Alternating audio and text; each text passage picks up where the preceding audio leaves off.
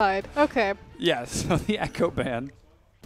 That's interesting. So Xiaoxi, obviously, I think the first time actually Xiaoxi appeared for LGD, he played Echo Jungle. So I always find it curious when teams ban a priority pick like that from blue side. Other bans coming through, Gragas. That is going to be Gragas taken away from Xiaoxi. Looks like they opt for the slightly more safe. Never mind, he played Rek'Sai, in the first game. I remember now. So priority picking for their sub jungler, taking the Rek'Sai. We've talked about how Rek'Sai is still very potent because of her kit, gives global presence, the ability to invade with Tremor Sense, things like that. On the other side, though, that does leave the Fizz open for Snake. Flandre, yeah. Once again, Flandre going to be taking that Fizz. Martin this time securing away. And man, that ban phase went through right quick. No chances taken whatsoever. Again, Imp's Callista taken off of the board. Rise pulled from Flame. Standard sort of stuff so far, as it looks like LGD could be going for a little bit of a different AD carry on the bottom side. It's Quirky being hovered by Godfrey and Xiaoxi looking at Shen for Flame. I feel like we talked about this before, how Acorn gets to play Renekton, and then Flame always ends up playing Acorn's champions. Not that Shen's like a specific Acorn champion, but the fact that Renekton, that Kennen's been played, and it's been Acorn style. as opposed to Flame. Yeah. And yeah, so something interesting about Flame. So I was watching the interview of Flame and how he likes to think about, different champions and his playstyle. Because the thing is you have very different playstyles and different identities between Flame and Acorn to LGD. Flame is very conscious about map movement, specifically with his top laners. And with Shen, you get a lot of split push pressure as well as a lot of global pressure with your Stand United in conjunction with the teleport. So this is right up Flame's alley of, being aware about map movements and minion control with Shen. And that was one of the weaknesses that LGD showed in their previous game. Their sidewave management wasn't terrifically strong over the course of game number 1, and Flandre was really able to put that to good use and abuse it, but looks like Snake going for a very scary composition with that Nidalee locked in and a Nautilus picked up as well. So we'll have to see if Flame is able to keep up with Flandre, but this time he's going to be having to chase a Nidalee around on top of it. Yeah, ZZR going for the jungle Nidalee. We've seen Swift most recently pulling that one out. So a lot of really aggressive, stop laughing, forward jungling coming out from the sub for Snake. Yeah. And Diana now picked up for Godvi. Looks like without Kassadin, he's going to be switching to something a little bit more engage heavy with just a bit of CC stacked onto it, whereas PYL, as you said, going for the Thresh to keep things nice and safe. Diana, a really old school champion. Used to play it back when its name was Wayless. Of course, Wayless, formerly and now known as Godvi. Haven't seen him play that champion in a long time. Oh, I'm sure he's still got it. He's got the teleport. He's pulling the Xie. Yeah. Looks to be an exciting matchup. Especially with Ezreal opened up. He must think that this is going to be a counter pick, because it was fairly obvious that this would come through, especially because Nidalee was shown, so you already know that you're going into a poke composition. And then the fact that, seeing a poke composition being set up and not taking Braum, choosing to prioritize PYL onto his comfort pick of Thresh, as opposed to taking Braum and denying a lot of that poke, really... we talked about how LGD... coach leaving them, obviously they do have someone on stage assisting them with their draft phase, but I feel like back-to-back, this is really wonky. Yeah. Very interesting team composition out of LGD. You can see the new coach now shaking hands with Snake on the other side of the map, and we're going to run through the rosters in the top. It's Flame versus Flandre, Shen versus Fizz. I want to talk about beautiful players. LGD's team is full of them, Flame and PYL, but this new guy, Xiaoxi. Yeah, Xiaoxi in the jungle filling in for TBQ. He's taking Rek'Sai, who's challenging up against CZR on Nidalee, and now we've got you and Godvi Diana going for the hard engage to deal with that poke coming out of Snake. And again, it should have been fairly obvious that a Runeglaive Ezreal could have appeared, so hopefully Godvi has something up his sleeve in that Diana matchup. Imp versus Martin, Sivir versus Corki. Yeah, and there are the supports right there, PYL and Ella. And it's been interesting that we're seeing Snake go to a poke composition. We've seen them try this composition before, but hasn't really worked out for them. And the last time they played it, they did have Crystal in their lineup, though, and again, they played a poke composition like a standard 5v5 and didn't lay down their poke before attempting to engage, and got a little bit outmaneuvered. Yeah. I believe dismantled would be the proper that's a idea, core but word. we're going to load into the Rift for game number 2 right now.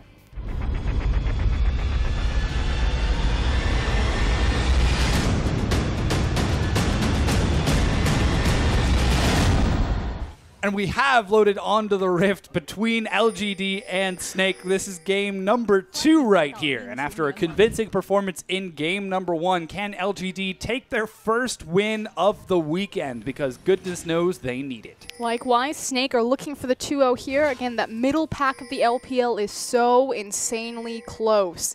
The difference between 3 points and 1 point can mean several positions on the ladder. Yeah, very important distinction for these two. Snake currently sitting at 20 points right now off of that 1 win. Can they make it 22 by taking this next win off of LGD? They're certainly flexing their muscles with this poke composition. Will they be able to successfully pull it off this time around? Or will they suffer the same mistakes that they made last time as LGD are prepared for it? You've got Dive on Rek'Sai, Dive on Diana. You've got a lot of... Oh, here, I know what I wanted to talk about, is the Runeglaive Ezreal. So we've seen a couple of Runeglaive Ezreals. Pawn being the most successful of them so far. I believe Godvi also tried out his hand at Runeglaive Ezreal against EDG yesterday, but not to a lot of success. So he does have experience playing against one of the better ones that we've seen so far in the LPL, so see if this Diana pick is calculated. We'll definitely have to find out if Godvi's got his calculator out or if he's just winging it on the Abacus this time around. As it looks like he's going to be starting off in that mid against Use Ezreal. That was impressive. And Abacus. The rest of the team's going for some standard jungle starts, as it looks like Snake do opt into the lane swap. No surprises right there. Sivir is going to have priority control. We've seen Snake engage 2 lane swaps now back to back. Sivir should have complete control on getting the first tower. And Flandre is not a stranger to having to double jungle on Fizz. Yeah, but again, Snake going for the lane swap. We sort of criticized them a little bit about this during game number 1. Weird. I mean, let's go into why that might be the case. Either trying to. It makes sense that teams would try to lane swap onto Flandre to keep him down and deny the top laner. I mean, obviously, it just shows to the strength of Flandre and how comfortable he is to take a hard carry champion like Fizz and have no problem, double jungling it. That said, Fizz himself can be a jungler, especially as we come up to 5.13. We're still on 5.12, but hey, it's a comfort thing. But I just always find it a little bit curious that they just won't give Flandre his true 1v1 and allow him to flex his ability as a top laner.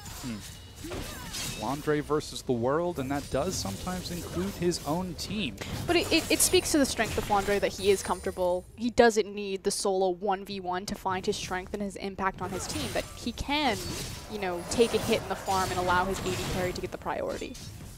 Godvi, after a quick recall in the mid lane, opts for a second Doran's Ring and immediately teleports back in to find his way against you. Whereas Flandre continues to double jungle along with ZZR. You can see some harass coming across from you, but not terrifically effective against the improved stats of that double Doran. Here comes ZZR, but he's just going to clear out the Scuttle Crab. Should be spotted out by Godvi, though. Yeah, he sees it. And likewise, you're able to take teleport and other summoners that aren't necessarily offensive or defensive against a Runeglaive Ezreal, because he's sacrificing his offensive kill pressure, not only in being an Ezreal, but in the fact that he has Smite. In his core itemization. I mean, unless he goes, typically you go Sheen first and then you pick up your Trailblazer, although if he needs to just farm and he's having a tough time, he can go Trailblazer and just try to even out the gold there. But it allows a pick like a Teleport Diana to come back into the meta, because you're not going to be punished for not having that Exhaust or Ignite. We'll have to see if Yu is able to make advantage of having that Smite and successfully keep up, as he's continuing to farm it up right now. And Godvi just keeps him occupied right on down there, while the junglers clear it out nice and standard-like. Again, in the bottom side of the map, Imp once again going solo against Flandre. We saw it in game number 1. Now we've seen it again in game number 2. Has Flandre learned anything from game number 1? Will he be able to take any sort of pressure to Imp, or is he just going to sit back and be defensive just like game 1? He doesn't have any kill pressure on Corki, especially with Corki having the Valkyrie, until he has his level 6. So at this point, Flandre is at the mercy in this lane. Likewise, where the waves are positioned, Flame, as you can see, has the CS lead, and it's only going to grow as a big wave is approaching him on that tower. But they are setting up for a dive. Yeah, they certainly are. PYL roams down with Xiaoxi.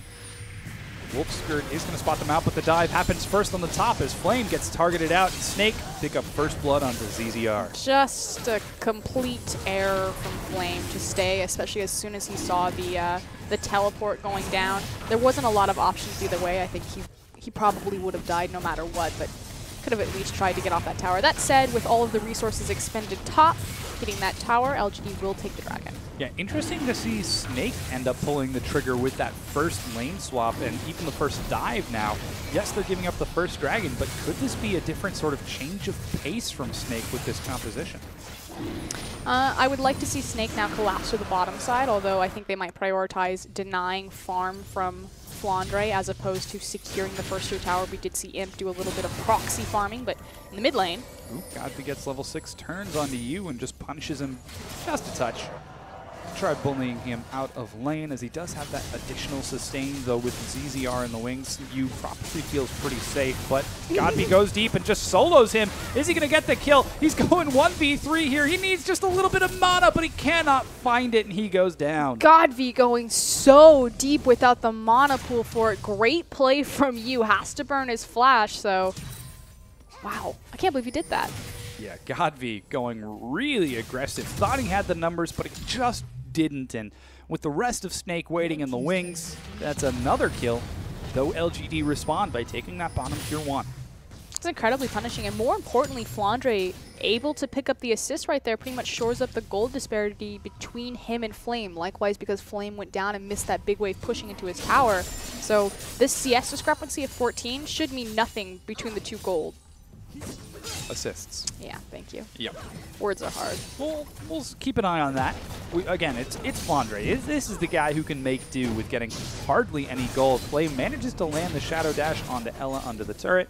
He takes just a bit of damage, but Martin looks to secure this first turret for Snake, but PYL makes it in time with Xiaoxi. Dark Passage brings them in. Ella runs on out of there, but he has flash, but the creep wave. Yeah, decides not to commit to it. Xiaoxi actually gets turned on by Martin, burning the blue pot for additional mana, gets an auto attack reset. The hook lands. Xiaoxi's taking a lot of damage, but they turn it now onto Martin. There's the challenging smite. There's no backup from Flandre. Oh. Spell shield to dodge the hook. Stand United doesn't get him too far forward, but Flame continues to provide chase. Ella's looking to make it under the turret. Can he get out of there alive? Flash gets him out, and he does. And Xiaoxi doesn't look for the Prey Seeker right there. Almost a beautiful turn, but great spell shield from Martin to make sure that he wouldn't get locked up. Here comes Godby, turns it around, gets one. Is he going to look for number 2? Got the reset on the Lunar Rush. P-Whale's tanking as best he can. He goes low, and it's a double kill for Godby. Another beautiful spell shield from Martin right there to deny the knockup. Meanwhile, mid lane. Yeah, in the mid lane, ZZR trades it up just a bit with Imp, and it's a 1-for-1 in the mid. And again, ZZR knowing that he can go fully aggressive because everyone knows where every single resource is on the map right now. Godby really flexing his dive, Diana. Yeah, he is bloodthirsty this game, picking up 2 kills now and turning it around to clear that wave on the top side of the map. Interesting that we saw Imp in the mid lane over the course of that trade, but all in all, it's now 3 for 3 between the two, dead to even in gold, despite a turret advantage for LGD. And again, speaking to how Flame, likes to play his champions, how he is very focused on wave control and manipulating and moving his champions and how they rotate across the map. He was just involved in that top side, and immediately we see him in the bot side farming away. He's now opened up this CS discrepancy close to 30 on Flandre. Yeah, Flandre is going to have to get a few more kills if he hopes to shore that difference a bit, but now he's CSing on the top side of the map while Godby clears out his blue, and LGD send their duo lane into the mid with Imp and PYL trading that harass against that AP Ezreal. Did choose to go for the Sheen, also has the Trailblazer available to him, so is looking for that Runeglaive. And why Runeglaive Ezreal is so potent is because it gives Ezreal wave clear on his Mystic Shot, as well as converts that Mystic Shot into AP damage. And that is some serious damage from Ezreal. I'm sure during the brief time in which he was a highlight in some of the other regions, we've all come to know and hate that incredible damage that he can put out there. But again, this is 5-12, so he still exists in his prime condition with this matchup. There goes the death sentence from PYL. More importantly, the Luden's Echo is still working in conjunction with the Runeglaive. Goes the True Shot Barrage, you take some harass right back from Imp. Now Dragon's up in 2 minutes. Looks like some action on the bottom side as Snake look to put some pressure on that bottom tier 1, zoning Flame away, and without any backup, he's forced to miss a few of these CS. Complete night and day difference between Snake's early game last time around and this time around, trying to take full control over this. That said, LGD still have their footing in it with mostly plays from Godby.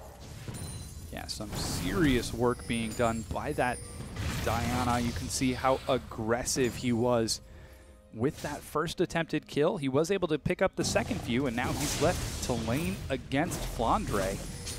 And I'm intrigued by this rotation by LGD to keep Diana in the top lane with teleport, keep Flame in the bottom with teleport, and keep the duo in the mid lane. And of course it makes sense because you're utilizing your global reach into your side lanes, and then you have the lane that obviously takes the longest to get somewhere in the shortest range to get anywhere. We'll have to see if that works out for LGD as Dragon's now up in 40 seconds. Martin continues to farm it up on the bottom side of the map again. At a bit of a CS deficit behind Imp, but that can be expected against the Season 4 World Champion himself. You like talking about him, Season 4 World Championship. I really like World Champions. I think they're cool dudes. Yeah, can't agree. But no? It's all you? I didn't actually have you. Oh, it's okay. Dragon's up in 10 seconds. Both the teams should be setting up for this one. That's why we see Martin backing, spending his gold, picking up new items. Picks up quite a few AD items. Yeah, going for the standard tower push style Sivir with that raw AD and the Zerker Greaves. Now Dragon has just spawned. Hook comes out from PYL as Imp continues to shove it up in the mid, but isn't quite able to find that very slippery Azrael. Here comes the Void Rush. Void Rush from Xiaoxi as he heads back to that side of the map just to make sure he's in position and prepared. Interesting that he's gone for the Sightstone before completing his Cinderhulk. It does kind of make sense with the fact that we're about to approach a dragon fight. Likewise, just kind of empowering his team. Flandre also making his back, does have teleport available. I'm just really curious how either of these teams are going to set up for the dragon, but Imp seems to think that it's safe enough to go back now because they have enough resources on that side of the map to at least delay the dragon should Snake try to pull the trigger on it. Yeah, it seems like Snake are in fact pulling the trigger. ZZR gets a pink ward onto the pit and immediately pulls it right on out. Will they be able to burn through that health in time, as it looks like LGD may have again sacked a dragon to free go for the steal. with untimely recalls. And yeah, Xiaoxi gets in there, takes the dark passage right on out. Is he going to be chased over? So much damage comes across from the Runeglaive Ezreal. Flandre turns it around. Yu gives chase. Stand United keeps him alive, but there goes the great auto attack from Yu. Mystic Shot picks it up while they manage to get another kill onto PYL. Yu continues to chase onto Imp. Ella not going to dive his way through the minion wave. And again, an untimely back from Imp, although you could see that there was communication about it, that they had the resources in place that they could have looked for a steal. The classic Rek'Sai unburrow over the wall into the Lantern. Fortunately, Xiaoxi not able to make it connect, but Godby does some serious damage, destroys ZZR, but he finds Flandre. Can Flandre trade it 1-for-1? But no, he can't. Godby gets the solo kill. He is doing so much damage with double Doran's Nashor. Doesn't even have boots. I've actually never seen what he just did before. Throwing out the Crescent Slash, flashing to get into melee range, then Lunar Rushing not once but twice. It's like the for the full rush damage. Yeah, it's kind of like what Akali's would do if you think about it, where your Q cooldown is lower than your mark cooldown. So what you do is you Q them, and then you wait for the full duration for the Q to come back up, and you immediately go to proc. So you get 2 procs instantly, as opposed to proccing one and then proccing another. So you surprise them with the burst damage versus giving them that small window of opportunity where they can, oh crap, disengage. Yeah. Did not quite succeed for ZZR that time, as Godby looking to help his team transition a little bit stronger into the mid game and late game as he continues to scale up. 3-1-0 right now, and he is so bloodthirsty. You can just sort of tell how sour he is this time after that previous game just by looking at how aggressive he is. Anytime someone's out of position, he immediately dashes in to punish them. Likewise, taking full advantage, having him in that side lane, just going back to LGD's core about their top laner and their mid laner being so key to their side wave management. Ooh, UIL looking for the hook. Oh. Tries to predict. He did, but he just wasn't in range.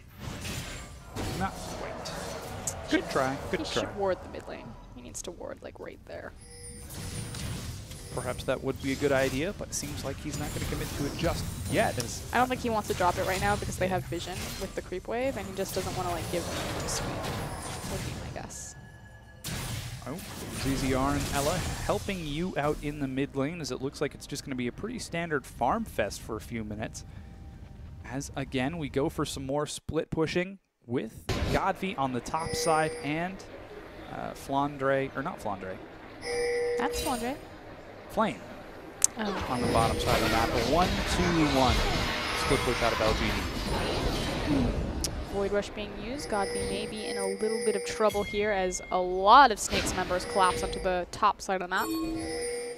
Which is kind of curious because the next most important objective, well, they are moving, okay, so this makes sense. So Dragon's down, they're moving their vision over into the top side underneath Baron, but the most important objective for them is going to be that mid-tier tower. We'll see if they are going to be able to crack it down. They look for some damage now. Snake regroup back up into the mid lane and don't really manage to find anything. The poke coming across hard and heavy, but LGD aren't going to take any of it. But this is where Snake are empowered. It's when they're sieging onto turrets and they're able to make the most of their poke as well as their Sivir. So they really need to get themselves in gear.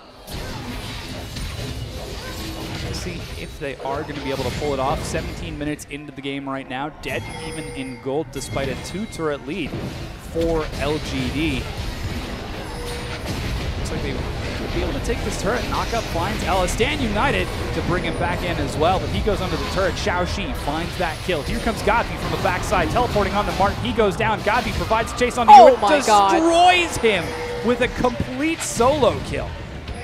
That was absurd. That said, Martin sat on the hunt for far too long right there. He should have immediately popped that as soon as he saw LGD going for the aggressive, and in one fell swoop, LGD are back in control. Yeah, they're going to take this mid-tier 2 turret. 5 versus 2 right now. Spear finds BYL. You can see he's taking some serious punishment from ZZR, but the turret has already collapsed, and Flandre is not able to find the avenue that he quite wants in this one. And suddenly LGD, as you said, back in the lead, 3,000 gold. That was absurd. Look at this teleport from Wayless from behind, just immediately on to Martin.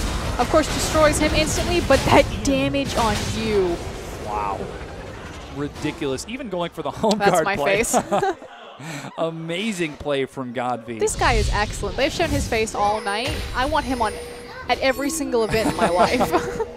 Just so I can see his expression. Oh, Godby could be caught out here. Takes some damage. Spear, gets pulled right back in from ZZR. Unfortunately, 1v4 is not how Godby likes his team fight. But he's almost able to trade 1-for-1. Look at the damage that he put back onto ZZR, and that's through a heal, so he's even lower than that.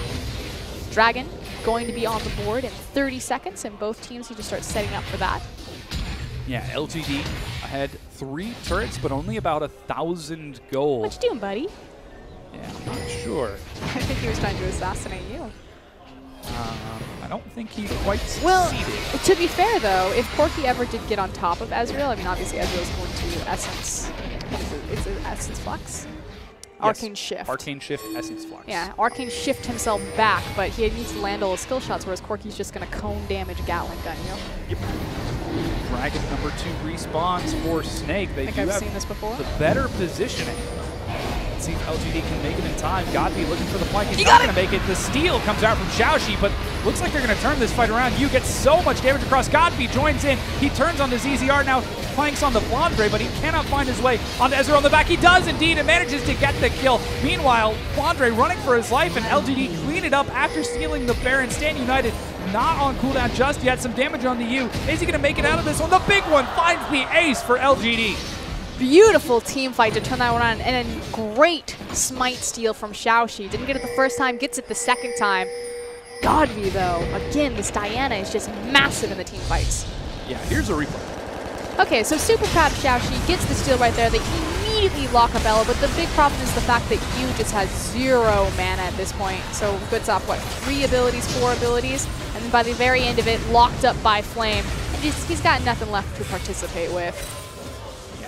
good try from you, but as you mentioned, no mana and no chance of escaping. Ends up going down the ace in favor of LGD at the end of that fight. Now, it's past 20 minutes that the Baron has finally spawned, so could see LGD going for a similar sort of style of play that they went for in game number 1, as Flame dashes away from Flandre. So Dragon's down. Both teams can now play to the top side of the map. It's going to be about controlling the creep waves and looking for those mid-tier towers. Although LGD with second-tier mid-tower, I would say that they have more control over the Dragon, especially because Snake have yet to secure, Baron. They have more control over the Baron pit because Snake have yet to secure that first-tier mid-tower. With that tower still standing. Oh, that Luden's Echo on the Runeglaive. Yeah. That's cool. But you can see MP's feeling okay. That's cool. Feeling it right back up as he has completed his own Trinity Force. And interestingly enough, Martin going for the Yomu's Ghostblade first. Mid-game power Sivir. Interesting. It's going to assist him in repositioning. It's a very cost-efficient item for your mid-game power spike. You're sacrificing your Infinity Edge, so obviously you're losing a lot of 5v5 damage. Imp solo kills you in the mid lane with some copious amounts of damage. Oh, here comes the Dark Passage across as it looks like PYL and Flame want to get aggressive here. Teleport almost available for Godby. There goes the flash. Death sentence, but Flandre playfully dodges out of that one. Godby with the split push. And we talked about how Imp, hiding around that corner was looking for this play on you earlier. So again, the fact that if he's able to just kind of peek and get on top of Ezreal, he can very quickly burst him. And there goes the top tier 2 turret for free to Godby. That's now 5 turrets to 1 as LGD are effectively dealing with Snake's poke composition just by never grouping up and allowing Snake to toss out that poke. No, I completely agree, and LGD looking much more comfortable playing with multiple global pressure points, having not only the double teleport, but the Stand United and the Void Rush. I mean, they could be everywhere. They are everywhere. I think that's the scary thing. So far, Snake have not been able to take any objectives outside of that Dragon that LGD seeded for free and the turret. Here comes the teleport now from Godby as he looks to join the battle with the rest of his team. There goes the knockup. Godby rides it hard, but Flandre looks to get onto the back line. PYL and Godby diving in. Do they have enough damage? Flandre goes low. Godby cleans house with a double kill, and 3 members of Snake are destroyed. LGD are running away with this game. Small choke points like that. I forget what the ability is called, where she has her 3 balls around her. I don't actually know. Yeah, good job, play-by-play-caster. Well, she's got the Crescent Slash and the Lunar Rush. The one where she has her 3 little, I always call it the Mario Kart because it's like little balloons in the battle system. That is just devastating in choke points. It was also recently buffed, 4 patches ago? Probably longer than that. Yeah. And with that team fight, it will mean the Baron. And like we said, LGD, they look like a completely different team. They were in control of the last game, but not nearly to the same confidence or extent that they are this game. And so what's changed? Well, A, you've got Flame instead of Acorn. But more importantly, and B, I would say the global presence. Having the Void Rush, the Stand United, the double teleport. It just plays so well into what LGD do naturally. Ooh, no steal yet for Imp ZZR. Flandre managed to pick it up. A spear finds PYL. Flay slowing him down. There's the Stand United. PYL goes solo. True Shot Barrage. Ooh, still is going to pick up the kill.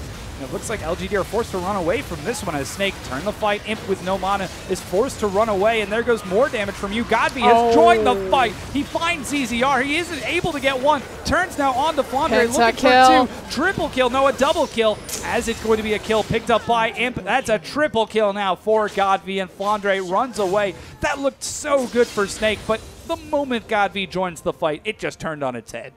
Scumbag Imp. That could have been a pentakill for Gavi, of course. Flandre hopping away, but this Diana is 10-3-5, has the Nastras and the Abyssal complete. You already know why I love Abyssal, especially when you've got so much magic gem and stacked onto your team. Godby just empowering everyone, so not only when he gets into the team fights is he just this massive burst damage, but he gives a nice aura to his little Corki to steal the double kill. Amazing play from Godby with this one. 25 minutes in, still rocking Baron on the Godby and Flame split pushers. They managed to take down that last tier 2 turret. as Snake are consolidated to defending inside of their base, and what looked like a very good pick for Snake suddenly got turned on its head when LGD turned it right back around. But again, Snake just don't really understand how poke compositions are played or when they're strong. We've seen them struggle with this pretty much all split anytime they pick up a comp like this. Yeah, it seems like they're not quite able to find the poke that they've been looking for. Looks like Godby, with the Baron buff, manages to find his way onto the mid inhibitor turret and shreds through it before diving in and destroying ZZR. Ella looks like he's the next target as Imp shreds through with magic damage of his own. Godby, oh my gosh, he is leading the charge for Snake. He gets it charged up and destroys Martin completely. I didn't even know you could do that much damage. Martin didn't even know what hit him right there. He was alive 1 second, he was gone the next. Yeah. Oh my goodness. Just the threat and the reach of this Diana right now. If she ever touches you, and she's super sticky, you're never getting away, you're dead. Yeah, here comes Dragon number 3 for LGD. They no longer have Baron buff. Well, seems like Godby actually still has his. Flame's still going to be rocking his as well. You can see the body of Martin on the ground right there. But this is LGD. I mean, this is the style that they wanted to play in game number 1, but Snake had the composition to wait it out and deal with this aggressive pressure. Godby going in 1v4 here. PYL with the flank, and LGD clean this up. I mean, we call that a 1v4, but suddenly from every single angle, as Ella will be the last to fall, LGD just collapse and rip through Snake. Yeah, it's like... That's like a pack of wolves descending. Oh man, poor Snake just didn't even stand a chance right here. ZZR takes some more damage from Imp, gets out with his life, but he might not be able to get out with his Nexus. As BYL rushes forward along with the rest of LGD, could they end the game right now? They've got 10 seconds before Flandre, Yu, and Ella get back up. They're on the bottom Nexus turret. All that needs to happen is, yeah, Godby just needs to step forward, and the game's over. Gosh, she does so much damage. What is this Godby? Where did he come from, and where is he going? Because I want to be on this train. Godby dealing with the Nexus while the rest of his team is peeling, but no, he gets another kill. 14, 3, and 8. Is it going to be 15? It is 15, 3, and 8 before he finally ends the game. LGD take their first win of the weekend. And in a much more convincing fashion. Look at how happy he looks. Guys, did you see me? I went. In a much more convincing fashion than the first game. That said, Snake managing to slide out the first one from a gold deficit, so LGD do miss out on their 3 points. And in the overarching narrative and scheme of things, unfortunately, this 1-1 doesn't cut it. Yeah, it's just not quite going to be enough for LGD, and that was a convincing win. That's the style of LGD that I think we all expected to see now that the heat was turned on. But the fact that they had so much trouble getting to that point, finding their groove with this, it could mean trouble for them further down the line. Big thing also is kind of playing with the jungle sub. So we expect to see Acorn and Flame. What we don't expect is to see Twin, TBQ, subbed out for Xiaoxi. And to be honest, Xiaoxi is looking strong. I mean, maybe not a carry jungler performance, but looking a lot more solid in how they're approaching these engagements. The confidence to, you know, put the Stand United on Rek'Sai a couple of times and have Xiaoxi try to engage those fights. So if LGD start getting more comfortable, if they're able to look for different avenues